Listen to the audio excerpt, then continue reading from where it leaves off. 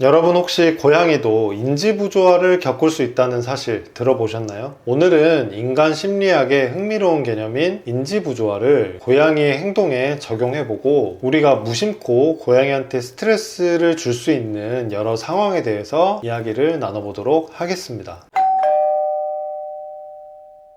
고양이 톡톡 채널의 수의사 김태엽입니다. 먼저 인지부조화가 뭔지 간단하게 알아볼까요? 인지부조화란 어떤 사람이 자신의 신념과 행동이 충돌할 때 느끼는 심리적인 불편함을 말합니다. 예를 들어보자면 어떤 사람이 다이어트를 결심했어요. 그런데 맨날 야식을 먹는 거예요. 그러면 그럴 때 자기의 야식 먹는 행동을 오히려 합리화하거나 아니면 그것에 대해서 굉장히 큰 스트레스를 느끼는 그런 경우인 거죠. 이런 현상은 우리가 믿고 싶은 걸 더 강하게 믿게 만들기도 합니다. 때로는 객관적인 증거와 너무 확실한 증거가 눈앞에 있어도 기존의 신념을 유지하려고 오히려 더 극단적인 태도를 취할 수도 있죠. 그런데 이 개념을 고양이한테 적용한다면 어떨까요? 물론 고양이는 사람만큼 복잡한 심리 사고를 거치지는 않지만 심리적인 모순이나 혼란에서 비롯된 스트레스로 인해서 문제 행동을 보일 수 있습니다.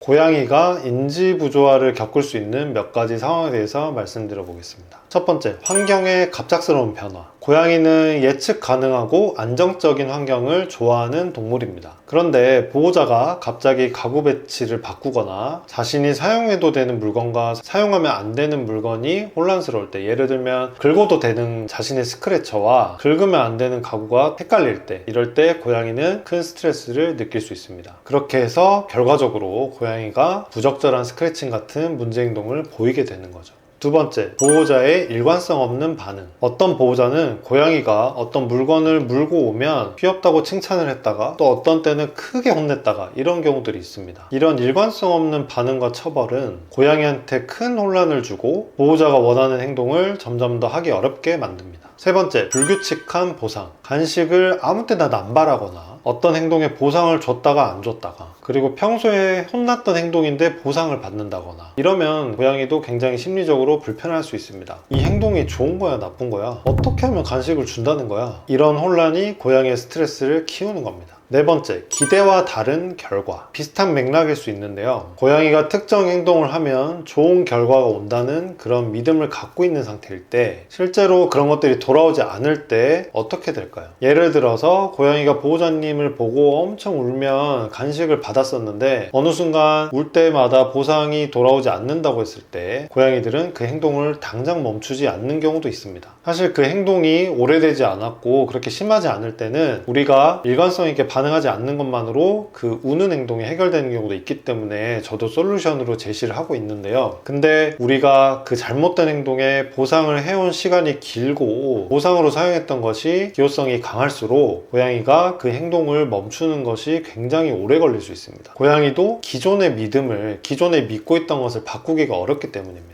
속어 폭발이라고 해서 문제 행동일 때 보상 주던 걸 당장 멈추면 문제 행동이 갑작스럽게 더 심해지는 경우가 바로 이 때문일 수 있습니다. 근데 이런 모습은 우리 주변에서도 쉽게 찾아볼 수 있는데요. 사람도 자신이 믿고 있던 것이 틀렸다는 사실을 마주했을 때 이를 인정하기보다는 기존의 신념을 오히려 더 강화하는 경우가 많죠.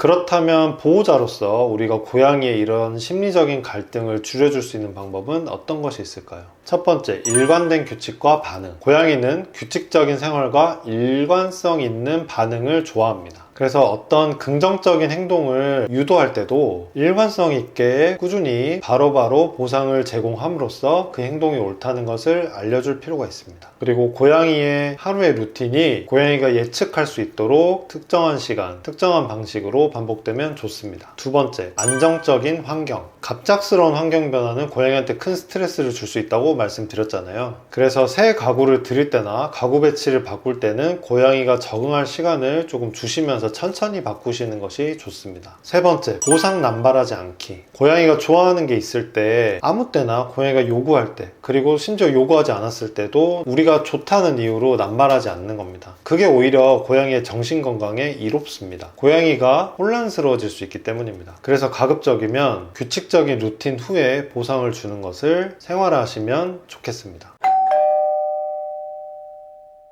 고양이는 말을 하지 않죠. 하지만 우리가 세심하게 잘 관찰한다면 고양이들의 스트레스 신호 그리고 그런 상황들을 캐치해낼 수가 있습니다. 작은 변화와 혼란도 고양이에게는 큰 스트레스로 다가올 수 있기 때문에 보호자인 우리가 더 세심하게 배려한다면 고양이와 더 행복한 관계를 만들 수 있을 겁니다. 사람과 고양이가 건강한 관계를 유지한다는 것은 서로의 감정을 교류하고 좋은 시간을 함께 공유한다는 것이 제일 중요하다고 생각하거든요. 근데 그러려면 사람이 고양이를 일관성이 있게 대할 필요가 있습니다. 일관성이 있고 긍정적으로 대하는 것. 그렇게 하면 여러 가지 문제 행동도 해결할 수 있고 보호자님과 고양이의 관계도 좋아지고 고양이가 더 자신감을 갖고 집 안에서 생활할 수 있을 겁니다. 이런 부분과 관련해서 더 나누고 싶은 의견 있으시면 댓글로 많이 남겨주시고요. 오늘도 끝까지 시청해주셔서 진심으로 감사드립니다. 더 생각할 수 있는 주제 그리고 더 도움될 만한 영상으로 찾아뵙도록 하겠습니다. 감사합니다.